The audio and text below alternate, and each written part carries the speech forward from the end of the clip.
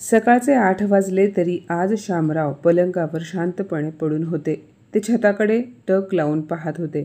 त्यांच्या डोक्यात विचारांचे वादळ सुरू होते. अंगातली शक्ती कमी होत चालली होती, पण मन मात्र शांत होण्याचे नाव घेत नव्हते. गेल्या काही वर्षात किती काही बदलले होते. एकेकाळचे गजबजलेले घर आता वेगवेगळ्या स्वभावांनी आणि अपेक्षांनी भरलेले होते.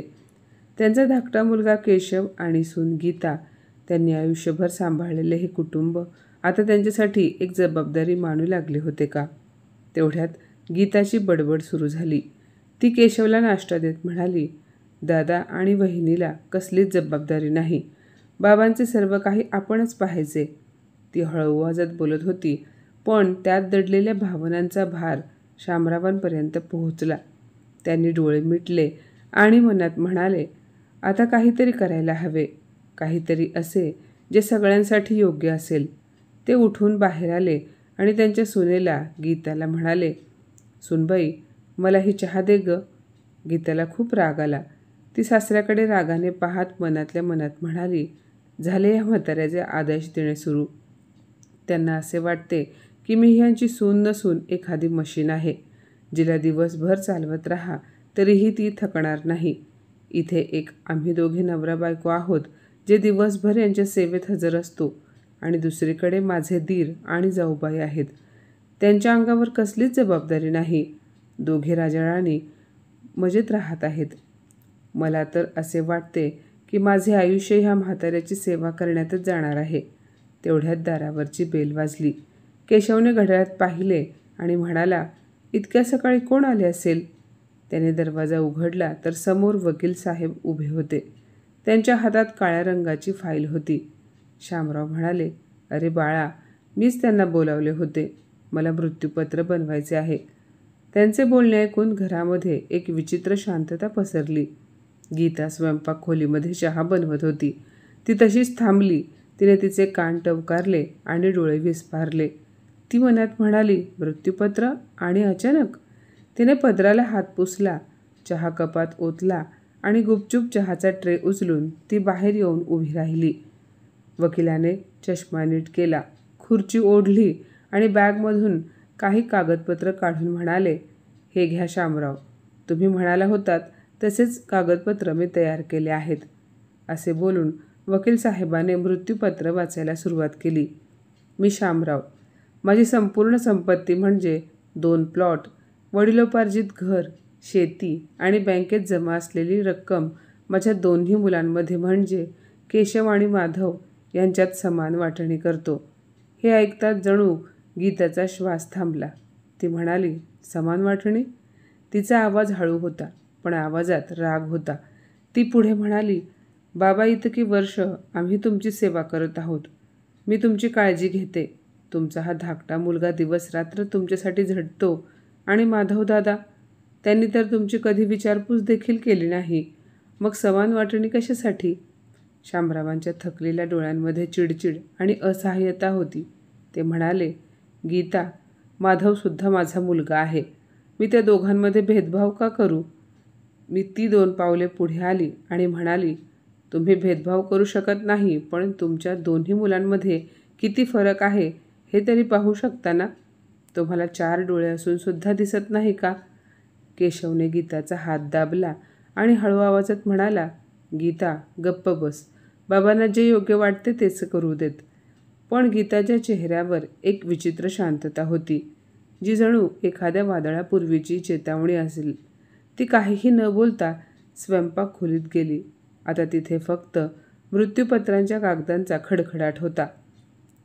संध्याकाळच्या वेळी जेव्हा शामराव आराम करून खोलीबाहेर आले तेव्हा घरामध्ये शांतता होती. राहून राहून खोलीमध्ये फक्त त्यांच्या खोकल्याचा आवाज येत होता. त्यांनी दरवाजाकडे पाहिले आणि आवाज दिला, सुनबाई, पण तिने काहीच उत्तर दिले नाही. बहुतेक ती स्वयंपाक खोलीत व्यस्त असल्यामुळे त्यांनी पुन्हा एकदा मोठ्या आवाजामध्ये आपल्या मुलाला आवाज दिला, केशव, कुठे आहेस तू? केशव खोलीतून बाहेर आला आणि म्हणाला, काय झाले बाबा? शामराव गळ्यावरून हात फिरवत म्हणाले, अरे बाळा, माझा खोकला जरा वाढला आहे. थोडासा आल्याचा चहा मिळाला असता तर बरे झाले असते. केशव म्हणाला, हो बाबा, लगेच घेऊन येतो. असे बोलून तो स्वयंपाक खोलीत गेला. गीताला तिच्या कामामध्ये व्यस्त असलेले पाहून केशव काहीही न बोलता स्वतः चहा बनवू लागला. चहा बनवताना केशवला त्याचे बालपणीचे दिवस आठवले. बालपणी जेव्हा बाबा मातीच्या चुलीवर चहा आणि चपाती बनवायचे तेव्हा केशव आणि त्याचा मोठा भाऊ माधव तिथेच बसून चहा चपातीची वाट पाहायचे. माधव पटकन खाऊन पिऊन खेळायला जायचा, पण केशव मात्र नेहमी बाबांच्या हातून जेवण करण्यासाठी हट्ट करत होता. जोपर्यंत ते आपले काम आवरून आपल्या हाताने त्याला भरवत नव्हते तोपर्यंत केशव वडिलांजवळच बसून राहायचा.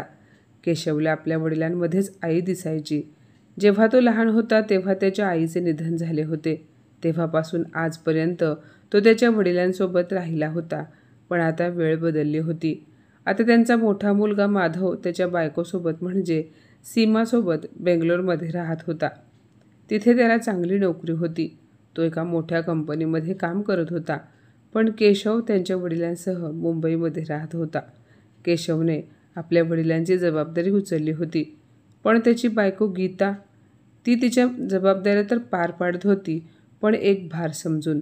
सकाळपासून संध्याकाळपर्यंत बाबांचे जेवण, औषधे आणि त्यांच्या सर्व गरजा पूर्ण करताना एक अज्ञात थकवा तिच्या मनात घर करून राहिला होता. तिच्या वागण्यात नेहमीच थोडीशी चिडचिड आणि बोलताना तक्रार असायची. तरीही केशवच्या सांगण्यावरून मनातून इच्छा नसतानासुद्धा ती सासऱ्याची सेवा करत होती. त्या सेवेत आपलेपणा नव्हता, तर ती फक्त एक वरवरची तडजोड होती.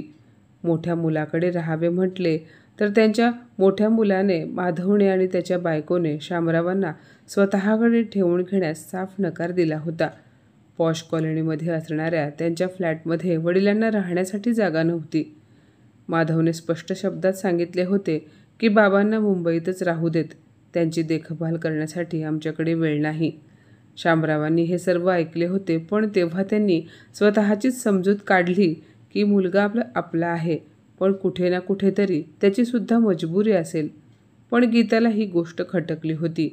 आज जेवण केल्यानंतर जेव्हा शामरावांनी गीताला औषधे मागितली तेव्हा गीताने स्वयंपाकखोलीतून आवाज दिला, केशव, तूच त्यांना औषधे दे, माझ्याकडे वेळ नाही. हे ऐकून केशवला आश्चर्य वाटले, कारण आज पहिल्यांदा गीताने बाबांना औषधं देण्यासाठी नकार दिला होता.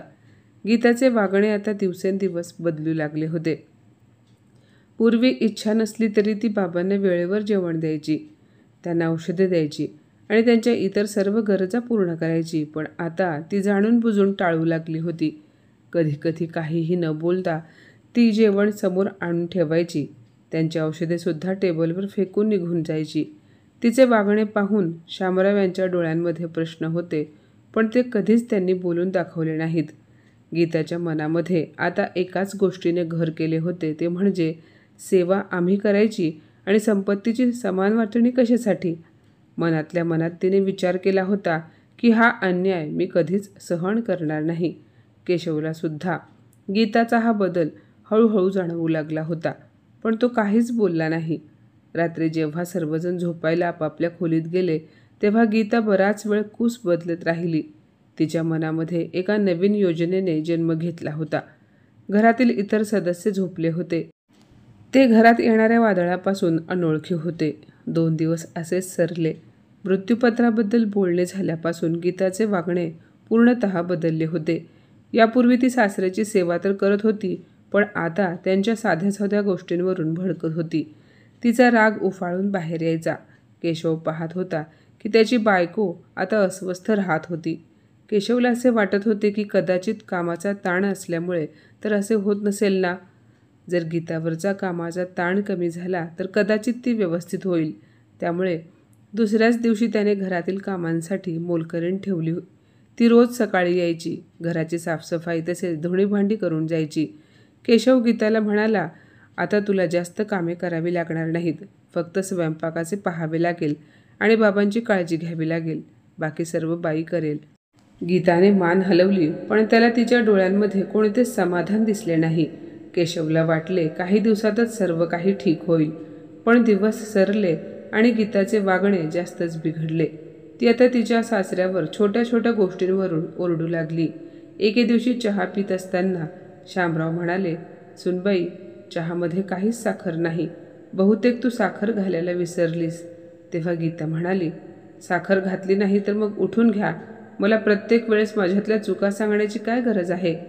केशव तिला म्हणाला, गीता असे का बोलत आहेस. तेव्हा गीताने त्याच्याकडे पाहिले आणि जे सत्य आहे तेच बोलते आहे. तुम्हाला दिसत नाही का मी काम करून थकली आहे असे म्हणाली. केशव गप्प बसला, पण त्याला समजत नव्हते की कामवाली लावून सुद्धा गीता अशी चिडचिड का करते. मग एके दिवशी अशी बातमी आली की त्या बातमीने गीताच्या रागामध्ये भर घातली. एके दिवशी शामराव त्यांच्या मोठ्या मुलाला फोनवर बोलत होते. शामरावांनी नातवंडांची विचारपूस केली. तेव्हा माधवने सांगितले की तो त्याच्या बायको मुलांसह फॉरेन टूरला निघाला आहे, तेही 1 महिन्यासाठी. जेव्हा ही गोष्ट गीताला समजली तेव्हा तिचा जळफळाट झाला. तिने पटकन तिचा मोबाईल घेतला आणि सोशल मीडिया प्रोफाईल उघडले. तिथे तिने माधव आणि सीमाचे फोटोज पाहिले. ते फोटो त्यांनी कधी समुद्राच्या किनाऱ्यावर, कधी आकाशाला भिडणाऱ्या इमारतींसमोर, तर कधी मोठ्या शॉपिंग मॉल्समध्ये असताना काढले होते. त्यातील काही फोटो खाली कॅप्शन लिहिले होते, वेकेशन इन पॅराडाईज, तर काही फोटो खाली लिहिले होते, लाईफ इज ब्युटिफुल. हे सर्व पाहून गीताचा चेहरा रागाने लाल झाला. तिने तिचा मोबाईल बेडवर फेकला आणि म्हणाली, बघा, हे लोक परदेशात जाऊन मजा मस्ती करत आहेत आणि इथे मी या म्हाताऱ्याची कामवाली बनून राहिली आहे. केशवने तिला खूप समजावण्याचा प्रयत्न केला. तो म्हणाला, गीता, तुला कामवाली कोणी म्हटले आहे.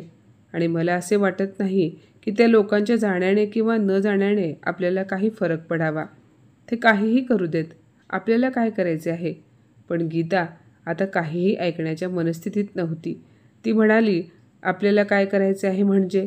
कितीतरी वर्षांपासून मी तुझ्या बाबांचा भार एकटी उचलत आहे. त्यांचा प्रत्येक हट्ट, प्रत्येक तक्रार मी सहन करते. केशव, तू ऑफिसमध्ये थकतोस आणि मी इथे घरात थकते आणि ते लोक परदेशात फिरत आहेत आणि यांना संपत्तीत बरोबरीने हिस्सा दिला जातोय. हा कुठला न्याय आहे. हे बोलताना तिच्या डोळ्यांमध्ये पाणी होते. त्या रात्री गीता स्वयंपाकखोलीमध्ये एकटीच रडत उभी होती. तिने स्वयंपाक बनवला नाही. ऑफिसमधून आल्यावर केशवने विचारले, गीता, तू बाबांना जेवण दिले का. ती म्हणाली, नाही दिले. तेव्हा तो म्हणाला, ठीक आहे, आज मी बाबांना जेवण वाढतो. गीता म्हणाली, मी स्वयंपाक बनवला नाही. तेव्हा केशव म्हणाला, काय, स्वयंपाक बनवला नाही, पण का. गीता म्हणाली, आज माझा मूड नव्हता, तू बाहेरून काहीतरी मागव. केशव म्हणाला, गीता, तू पण हद्द करतेस. गीता, बाबांना बाहेरचे जेवण कसे चालेल. ती म्हणाली, ते काही मला ठाऊक नाही. मला फक्त एवढेच ठाऊक आहे की माझ्याकडून आता काहीही बनवणे होणार नाही. तिचे बोलणे ऐकून केशव चकित झाला. याआधी गीताही थकली असली तरी स्वयंपाक बनवत होती, पण आता तर तिला काहीही काम न करण्याचा बहाणा हवा होता. केशवने स्वतः कशातरी 2 चपात्या बनवल्या आणि दुधासोबत आपल्या वडिलांना खायला दिल्या. तसेच त्या दोघांसाठी जेवण बाहेरून ऑर्डर केले. शामराव त्यांच्या खोलीमध्ये झोपले होते. बहुतेक त्यांना अजूनही ठाऊक नव्हते की त्यांच्या मृत्यूपत्राने गीताच्या डोक्यात काय आग लावून ठेवली होती. केशव पाहत होता की आता गीताच्या चेहऱ्यावर फक्त 2 भाव दिसायचे, मत्सर आणि द्वेष. त्याला समजले की तिचा राग आता तिच्या कामाच्या ओझ्यामुळे नाही, तर तिच्या मनातल्या कटुतेमुळे आहे. घरात शांतता होती, पण त्या शांततेमध्ये एक वादळ तयार होत होते. आता शामराव जेव्हा काही खायला मागायचे तेव्हा गीता जणू काही कान बंद करून बसत होती. त्यामुळे ते आपल्या नातवाला आवाज द्यायचे.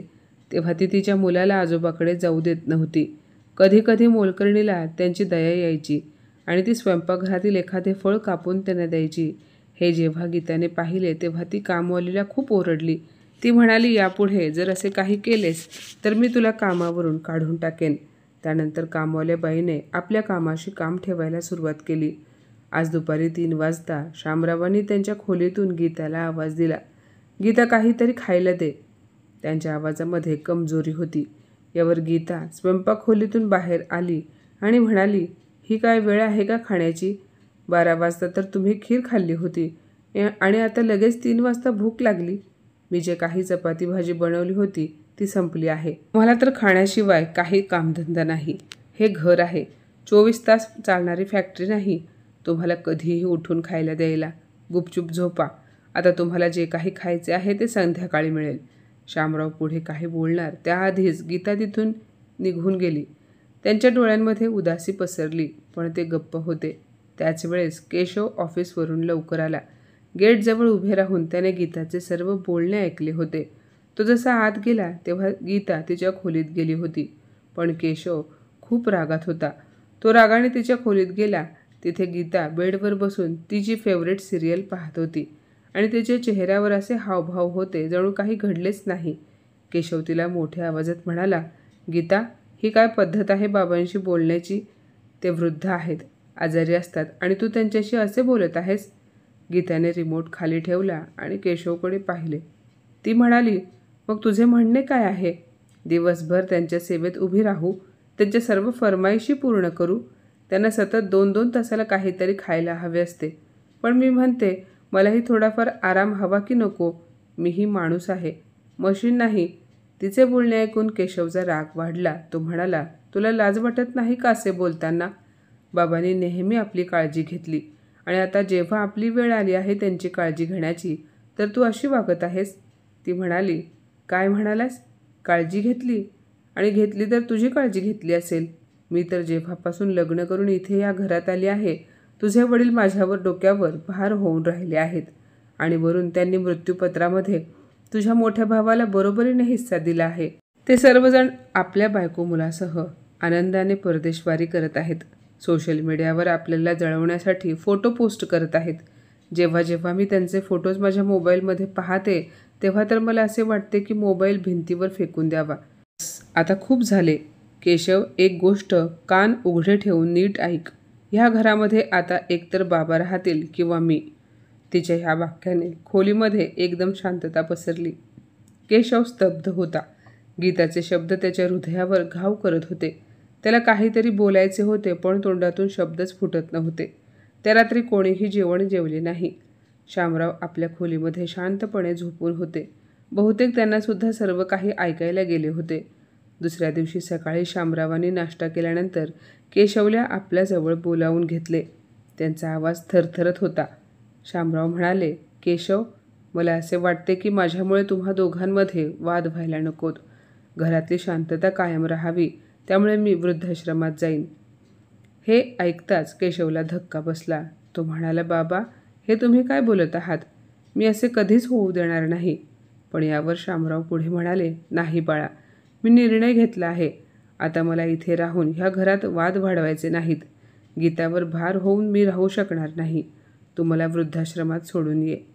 बाबांचे बोलणे ऐकून केशवला खूप वाईट वाटत होते. तो थरथरत्या आवाजात म्हणाला, तुम्ही म्हणालात तर मी दादाशी बोलतो. तो परदेशातून आल्यानंतर मी तुम्हाला बेंगलोरला सोडून येईन. शामराव म्हणाले, नको बाळा, मला आता कोणालाही त्रास द्यायचा नाही. असे बोलताना शामरावांच्या डोळ्यातून अश्रू आले. केशव लाचार होऊन त्यांच्याकडे पाहू लागला. पण शामरावांच्या चेहऱ्यावर एक विचित्र शांतता होती. तेवढ्यात गीता, जी मागे थांबून त्या दोघांचे बोलणे लक्षपूर्वक ऐकत होती, ती शांत स्वरात म्हणाली, केशव, बाबा बरोबर बोलत आहेत. आता माझ्याकडून त्यांची सेवा होऊ शकणार नाही. त्यामुळे तू त्यांना वृद्धाश्रमात सोडून ये. त्यातच सर्वांचे भले आहे. केशवने गीताकडे पाहिले. तिच्या चेहऱ्यावर उत्साह ओसंडून वाहत होता. पण केशव खूप दुःखी झाला होता. एकीकडे त्याचे जन्मदाते वडील उभे होते, ज्यांनी त्याला तळहाताच्या फोडाप्रमाणे सांभाळले, त्याचे पालन पोषण केले, चांगले आयुष्य घडवले. तर दुसरीकडे त्याची बायको होती, जिच्यासोबत त्याला त्याचे आयुष्य घालवायचे होते. त्याला समजत नव्हते की काय करावे.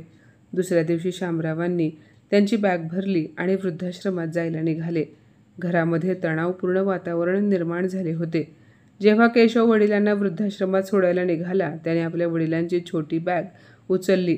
तेव्हा गीता खूप खुश झाली. पण केशवचा कंठ दाटून आला होता. त्याने पुन्हा एकदा गीताकडे पाहिले.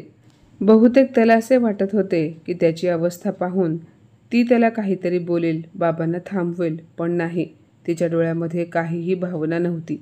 ही तर तिच्यासाठी एक प्रकारची सुटका होती. शामराव शांतपणे उभे होते. त्यांचा चेहरा भावनाशून्य दिसत होता. वृद्धाश्रमामध्ये जाण्यासाठी जेव्हा ते कारमध्ये बसले तेव्हा शामराव केशवला म्हणाले, बाळा, काळजी करू नकोस. प्रत्येकाला आपले आयुष्य आपल्या मर्जीप्रमाणे जगावेसे वाटते. माझी कोणाकडूनही कसली तक्रार नाही. केशव काहीही बोलला नाही आणि त्याने कार चालू केली. संपूर्ण प्रवासात दोघे बापलेक शांत होते. जेव्हा गाडी वृद्धाश्रमाच्या गेटवर पोहोचली तेव्हा मात्र केशवच्या पोटात गोळा आला. तो बराच वेळ गाडी थांबवून तसाच बसून राहिला. तेव्हा शामराव हळू आवाजात त्याला म्हणाले, चल बाळा, उशीर करू नकोस. केशवच्या डोळ्यात अश्रू होते, पण त्याने ते अलगद टिपून घेतले आणि तो त्या गाडीमधून उतरला. त्याने बॅग उचलली आणि वडिलांसोबत आत गेला. केशवने कागदपत्रांची औपचारिकता पूर्ण केली आणि जाण्याआधी त्याने वडिलांना वाकून नमस्कार केला. तेव्हा शामराव म्हणाले, सुखी राहा बाळा. त्यांनी आशीर्वाद दिला, पण केशवचा आवाज घशातच अडकला होता. तो काहीही न बोलता तिथून बाहेर आला आणि गाडीत जाऊन बसला आणि त्या डोकेट स्टेअरिंगवर ठेवून ढसाढसा रडू लागला. त्यानंतर कसाबसा तो घरी पोहोचला. त्याने पाहिले तर गीता दरवाजात उभी होती. आज ती खूप खुश दिसत होती. केशवला आलेले पाहून म्हणाली, सोडून आलास बाबांना? पण यावर केशव काहीही बोलला नाही. तो आत गेला आणि सरळ त्याच्या खोलीत जाऊन बेडवर पडला. तो छताकडे पाहत होता. त्याच्या डोक्यात एक विचित्र प्रकारची अस्वस्थता होती. दुसऱ्या दिवशी रविवार होता. गीता आज खूप उशिराने उठली होती. तिच्यासाठी ही सकाळ सर्वात सुंदर सकाळ होती, कारण दर रविवारीप्रमाणे तिला सासऱ्यासाठी चहा बनवण्याची घाई नव्हती. आज घरामध्ये खोकल्याचा आवाज नव्हता. तिला आज एक वेगळ्याच प्रकारचा आनंद जाणवत होता. इकडे केशव रात्रभर झोपला नव्हता. तो कोणाला काहीही न बोलता बाहेर पडला. बराच वेळ पार्कमध्ये फिरला. त्याचे कुठेच लक्ष लागत नव्हते. त्याने विचार केला की विकासच्या घरी जावे. विकास त्याचा बालपणीचा मित्र होता. त्याच्यासोबत तो त्याचे सर्व सुखदुःख वाटून घ्यायचा, त्याचे मन हलके करायचा. पण जसा केशव विकासच्या दरवाजापर्यंत पोहोचला, आतून मोठमोठ्याने बोलण्याचा आवाज ऐकू आला. त्यामुळे तो तिथेच थांबला. हो, तुम्हाला तर फक्त मीच चुकीची वाटते. तुमची आई तेवढी कधीच चुकीची नसते, हो ना? विकासच्या बायकोच्या मोठमोठ्याने बोलण्याचा आवाज बाहेरपर्यंत येत होता. तेवढ्यात विकास म्हणाला, हे तू काय बोलत आहेस पूजा? मी असे कधी म्हणालो? तेव्हा पूजा त्याला उलटून म्हणाली, राहू द्या, मला सर्व काही समजते. आता तुम्ही एकतर तुमच्या आईला गावी सोडून या किंवा मी माझ्या मुलांना घेऊन कायमची माहेरी निघून जाईन. मग राहा आयुष्यभर तुमच्या आईसोबत. हे ऐकून विकास मोठ्या आवाजात म्हणाला, तू शुद्धीत आहेस का? बहुतेक तुझे डोके ठिकाणावर नाही. माझे डोके अगदी ठिकाणावर आहे. तुमच्याच आईचे डोके सरकले आहे. हे ऐकताच केशव आश्चर्यचकित झाला. विकास पुन्हा मोठ्या आवाजात म्हणाला, जरा नीट बोल. ती माझी आई आहे. मला मान्य आहे की तिच्यामुळे तुला त्रास होतो, पण याचा अर्थ असा नाही की मी माझ्या आईला ह्या वयामध्ये एकटे सोडावे. आईला गावी पाठवणे हा काही उपाय नाही. तिने तिचे संपूर्ण आयुष्य आपल्याला चांगले जीवन देण्यात घालवले आहे आणि आता जेव्हा तिला आपली गरज आहे तेव्हा आपण तिला एकटे सोडायचे का? पूजा, तुझ्या दृष्टिकोनातून विचार कर. आपल्यालाही 2 मुले आहेत. दोघेही मोठे होतील. उद्या त्यांचेही लग्न होईल. तेव्हा आपणही म्हातारे होऊ. मग तुला असे वाटते का आपल्या मुलांनी सुनांनी आपल्याला असेच घराबाहेर काढावे? हे ऐकताच पूजाची बोलती बंद झाली. विकास हळू आवाजात पुढे म्हणाला, आज आपण जसे करू उद्या आपल्यासोबतही तसेच होईल, हे विसरू नकोस. आई आपली जबाबदारी आहे आणि आपण या जबाबदारीपासून पळ काढू शकत नाही. त्यामुळे त्याच्या बोलण्याने घरभर शांतता पसरली. केशव बाहेर उभा राहून सर्व काही ऐकत होता. त्याचे काळीजसुद्धा धडधडायला लागले. विकासचा समजूतदारपणा, त्याचे धैर्य आणि आईबद्दल असणारी त्याची निष्ठा या सर्व गोष्टींनी केशवला अस्वस्थ केले आणि तो काहीही न बोलता तिथून आपल्या घरी निघून गेला. वाटेत त्याच्या मनामध्ये विचारांचे वादळ सुरू होते. विकासने परिस्थिती खूप चांगल्या प्रकारे सांभाळली. मग मी माझे घर अशा प्रकारे सांभाळू शकलो नसतो का? मी गीताला शांततेत समजावू शकलो नसतो का? भले तिने माझे काहीही ऐकून घेतले नसते, पण मी माझ्या वडिलांना इतक्या सहजपणे सोडायला कसं तयार झालो? त्याच्या मनामध्ये अपराधीपणाची भावना निर्माण झाली. केशव संध्याकाळी घरी आला आणि सोफ्यावर डोके धरून बसला. त्याच्या डोक्यात विचारचक्र सुरू होते. तेवढ्यात गीता त्याच्याजवळ आली आणि त्याचा उदास झालेला चेहरा पाहून म्हणाली, काय झाले? तू काळजीत का आहेस? यावर तो काहीही बोलला नाही. गीताला व्यवस्थित समजले. ती म्हणाली, तू पुन्हा तुझ्या वडिलांचा विचार करत आहेस का? मला सांग, तू त्यांना परत आणण्याचा विचार तर करत नाहीस ना? हे ऐकताच केशवचा संयम सुटला. त्याने गीताकडे पाहिले आणि म्हणाला, गीता, ते माझे वडील आहेत. मी त्यांना कसा विसरू शकतो? हे ऐकताच गीता काही वेळासाठी गप्प राहिली, पण पुन्हा उत्साही स्वराने म्हणाली, ऐक ना, आपण काही दिवसांसाठी कुठे बाहेर फिरायला जायचे का? तेवढेच तुझे मन सुद्धा हलके होईल आणि आपला रुद्रसुद्धा खुश होईल. तसेही बरीच वर्ष झाली आपण तिघे एकत्र कुठे बाहेर फिरायला गेलो नाही. तुझ्या बाबांमुळे आपण कुठे जाऊ शकत नव्हतो. सतत त्यांची औषधे, त्यांचे खाणेपिणे, त्यांची काळजी आणि त्यांची सेवा हेच आपल्या पाठीमागे लागले होते. आता आपल्याला स्वतंत्र राहण्याची संधी मिळाली आहे. केशवने गीताकडे रागाने पाहिले आणि मग दीर्घ श्वास घेऊन तिथून उठला आणि काहीही न बोलता त्याच्या खोलीकडे निघून गेला. गीता पाठीमागून म्हणाली, केशव, तू कुठे चालला आहेस? झोपायला, असे त्याने संक्षिप्त उत्तर दिले. ती पुढे म्हणाली, अरे जेवण तर कर. सकाळपासून तू काहीही खाल्ले नाहीस. मला भूक नाही, असे बोलून केशव तिचे पुढचे बोलणे न ऐकताच बेडरूममध्ये निघून गेला. दुसऱ्या दिवशी संध्याकाळी जेव्हा केशव ऑफिसवरून घरी आला तेव्हा त्याच्या घरामध्ये जणू काही वादळ आले. गीताने रडत आपल्या माहेरी फोन केला. दादा, तू कुठे आहेस? किती वेळ लागेल तुला यायला? यावर तिच्या भावाने संदीपने हैराण होऊन विचारले, काय झाले गीता? सर्व काही ठीक तर आहे ना? गीता म्हणाली, दादा तू पटकन इकडे ये, मला प्रश्न विचारू नकोस. गीताचे बोलणे ऐकून तिचा भाऊ अस्वस्थ झाला. तो म्हणाला, पण काय झाले ते तरी सांग. भाऊजी घरी नाहीत का? ठीक आहे, मी येतो, असे बोलून दोघांनी फोन ठेवला. साधारण अर्ध्या तासानंतर संदीप गीताच्या घरी पोहोचला. तेव्हा त्याने पाहिले तर केशव सोफ्यावर बसला होता आणि गीता हुंदके देत रडत होती. तिचा 8 वर्षाचा मुलगासुद्धा रडत होता. त्या दोघांना असे रडताना पाहून संदीपने विचारले, काय झाले भाऊजी? पण यावर केशव काहीही बोलला नाही. तेव्हा गीता डोळ्यातील अश्रू पुसत म्हणाली, हे बघ दादा, तुझ्या भाऊजींनी घटस्फोटाची कागदपत्रे तयार केली आहेत. त्यांना माझ्यापासून घटस्फोट हवा आहे. हे ऐकताच संदीप हक्काबक्का झाला. क्षणभर त्याला असे वाटले की गीता त्याची चेष्टा करत आहे. तो शामरावांच्या खोलीकडे गेला. बहुतेक त्यांना काहीतरी ठाऊक असेल की ह्या दोघांमध्ये असे काय झाले म्हणून प्रकरण घटस्फोटापर्यंत पोहोचले. त्याने शामरावांच्या खोलीत डोकावून पाहिले तर त्या खोलीत कोणीही नव्हते. त्याने त्याच्या भाच्याला आवाज दिला, रुद्र, अरे रुद्र बेटा, इकडे ये. बाळा, आजोबा कुठे आहेत? तेव्हा रुद्र रडत म्हणाला, मामा, बाबा तर त्यांना 4 दिवसांपूर्वी वृद्धाश्रमात सोडून आलेत. हे ऐकताच संदीपला मोठा धक्का बसला. आता हळूहळू त्याच्या लक्षात सर्व गोष्टी येऊ लागल्या होत्या. तो केशवजवळ गेला आणि म्हणाला, भाऊजी, जर काही प्रॉब्लेम असता तर आपापसात बसून बोललो असतो ना. एका झटक्यात घटस्फोटाचा एवढा मोठा निर्णय घेणे योग्य तर नाही ना. हे ऐकल्यावर केशवचा संयम तुटला आणि त्याच्या डोळ्यातून अश्रू वाहू लागले. तो थरथरत्या आवाजात म्हणाला, मी माझ्या 70 वर्षाच्या वृद्ध वडिलांना वृद्धाश्रमात सोडले ते फक्त आणि फक्त या बाईमुळे. तुमच्या बहिणीने जणू शपथच खाल्ली होती माझ्या वडिलांना घराबाहेर काढण्याची. ना ती स्वतः त्यांच्याशी व्यवस्थित बोलत होती, ना माझ्या मुलाला त्याच्याकडे जाऊ देत होती. तिने माझ्या वडिलांचे जगणे मुश्किल केले होते. बाबांना काही खायला द्यायचे नाही असे कामवालीला देखील बजावले होते. त्यामुळे शेवटी वैतागून बाबा मला म्हणाले, घरात वाद होण्यापेक्षा मला वृद्धाश्रमात पाठवून दे. असे बोलून केशव त्याचे दोन्ही हात चेहऱ्यावर ठेवून ढसाढसा रडू लागला. त्यानंतर स्वतःला सावरून तो पुढे म्हणाला, तुम्हाला ठाऊक नाही, जेव्हा मी 4 वर्षांचा होतो तेव्हा माझ्या आईचे निधन झाले. माझ्या वडिलांनी कधी दुसऱ्या लग्नाचा विचारसुद्धा मनात आणला नाही. केवळ आमच्या आयुष्यात कोणी सावत्र आई येऊ नये, त्यांनी एकट्याने आमचा सांभाळ केला. तो पुढे म्हणाला, माझ्या लक्षात आहे, जेव्हा मी लहान होतो बाबांचे बोट धरून चालत होतो. त्यांची उपस्थिती माझी सुरक्षा होती. ते कामावरून थकून आल्यावर देखील केवळ माझ्या आग्रहावरून मला जत्रेत घेऊन जायचे. मी जेव्हा चालता चालता थकून जात होतो तेव्हा ते मला खांद्यावर बसवून जत्रेत फिरवायचे. आणि आज, हे सांगत असताना त्याचा आवाज थरथर कापू लागला, आणि आज जेव्हा त्यांना माझ्या खांद्याची सर्वात जास्त गरज होती तेव्हा मी त्यांनाच परके केले. लाज वाटली पाहिजे. आज बाबांना वृद्धाश्रमात जाऊन 3-4 दिवस झाले आहेत, पण त्यांचा असहाय्य चेहरा माझ्या नजरेसमोरून जात नाही. संदीपने गीताकडे रागाने पाहिले, पण ती अजूनही रागातच होती. केशव पुढे म्हणाला, माझ्या वडिलांनी त्यांचे संपूर्ण आयुष्य त्यांच्या मुलांचे भविष्य सुधारण्यासाठी समर्पित केले. आमचे हे घर असेच बांधलेले नाही.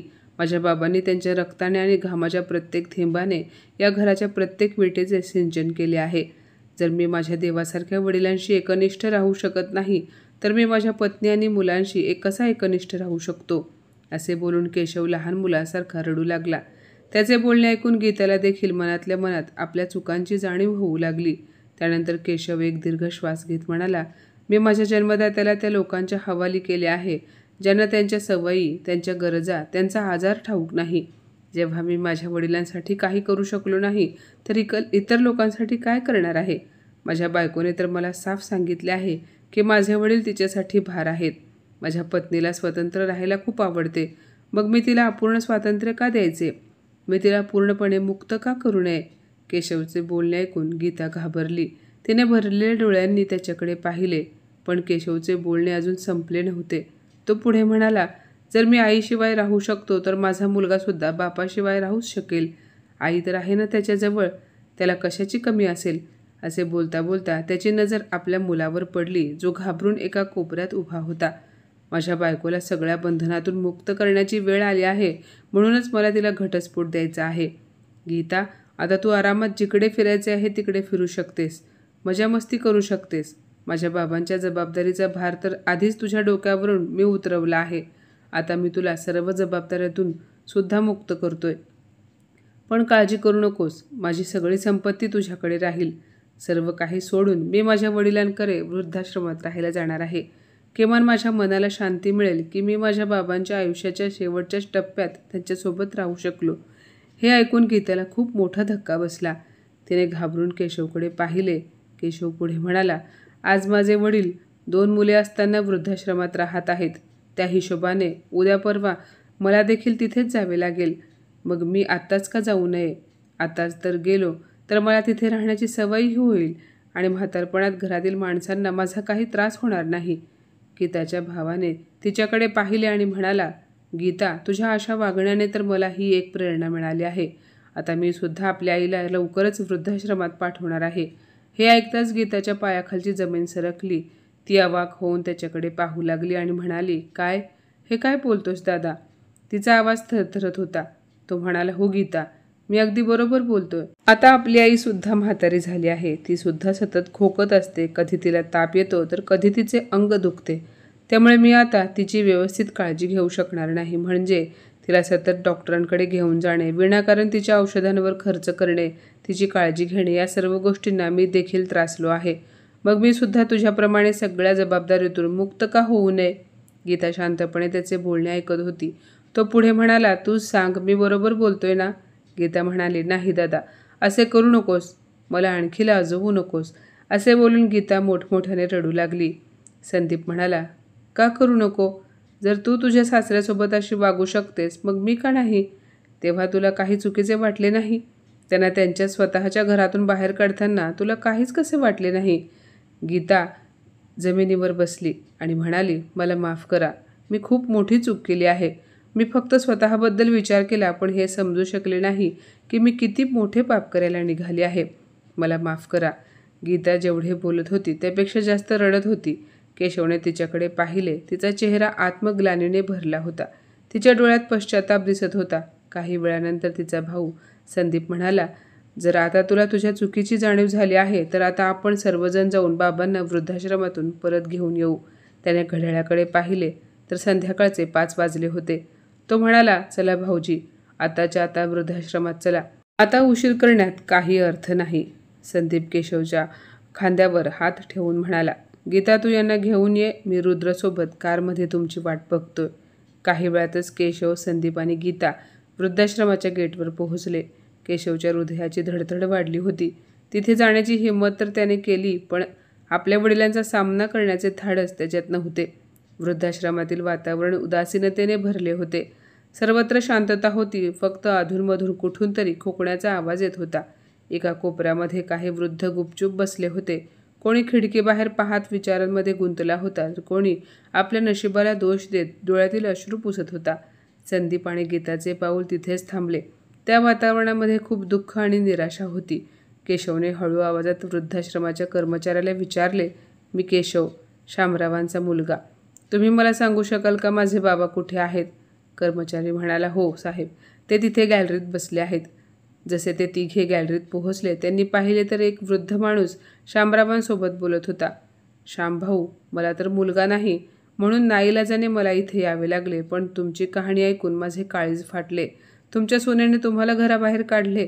2 मुले असूनही तुम्ही वृद्धाश्रमामध्ये राहायला मजबूर झालात. किती निर्दयी निघाली तुमची सून, जिने स्वतःच्या सासऱ्याला घराबाहेर काढले. हे ऐकताच केशवला वाईट वाटले. त्याने गीताकडे पाहिले तर गीताने शरमेने खाली मान घातली.